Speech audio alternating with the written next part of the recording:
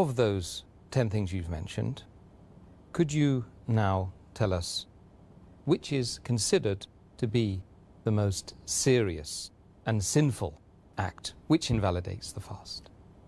The act which is the most sinful and most serious amongst all of them, which invalidates the fast, it is sexual intercourse. That when you have sexual intercourse and when the two private parts meet, then your fast is invalidated, whether ejaculation takes place or not. And you have to repent for that. You have to complete the fast for that day and you have to make it up later, and you have to pay a penalty, that's kafara. According to the Sahih Hadith, in which a beloved Prophet said, it's mentioned in Sahih Bukhari, volume number 3, in the book of fasting, Hadith number 1936, where a man comes to the Prophet and says that I am ruined. Oh Prophet, I am ruined. The Prophet says, what is the matter? The man says, I had sex with my wife while I was fasting. So the Prophet says that, can you free a slave? So the man says, no, I cannot. Then the Prophet asks, can you fast consecutively for 2 months? Can you fast continuously for 60 days?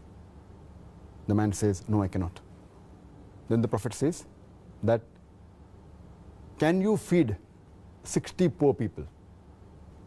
And the man says no, and the hadith continues.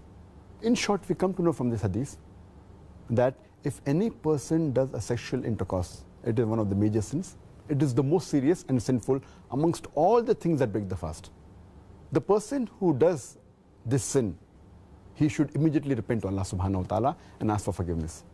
He should complete his fast for that day and make up for that fast later on after Ramadan. And he has to pay a penalty, and the penalty we come to know from this hadith is that he either frees a slave if he can, if he does not have the money to free the slave, or he cannot find a slave to free, then he should fast for 2 consecutive months. Fast for 60 days. If he cannot do that also, then he should at least feed 60 poor people. And these are the 3 options that have been given for a person to pay as a penalty, as a kafara. But if a person can do the first thing, he should not jump to the second or the third. The first is freeing a slave. If he cannot do that, if he doesn't have the money or cannot find a slave, then he can go to the next option, that is fasting consecutively for 60 days. If he cannot do that, if he is unable to do that, continuously fasting for 60 days, if he fasts for a few days and then one day he doesn't fast, he should start again. He should fast consecutively for 60 days. If he doesn't have the capacity to do that, then what he can do is he can feed 60 poor people. And each poor person should be fed with approximately half sa. Each sa is equal to 3 handfuls of outstretched hand of wheat.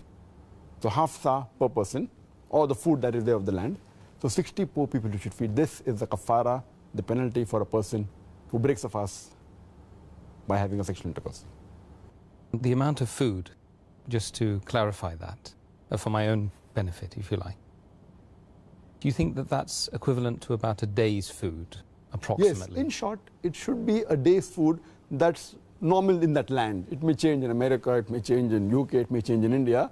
But at that time, it was like one of these says that one man requires half sa of meat.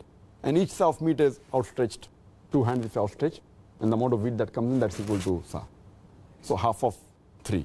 The other hadith says that 1 mud of meat, that is equal to 1 outstretched hand of wheat. The other hadith says that equivalent to fill a poor man's appetite, his stomach. So in short, you should feed a poor person, 60 poor people you should feed, approximately what is the food of that land that you should feed him. And if you can't find people in your land who are poor, then you look for the nearest place, or? Yes, anyway. And that's difficult in today's world that you cannot find 60 people to feed. I don't know any place in the world where you cannot find 60 people to feed. It may not be a locality, but if you just go to the next locality in your city, surely, in your country, surely you can find. I wish to Allah subhanahu wa ta'ala may that time come. Ameen, ameen. Which will come, inshallah. Inshallah.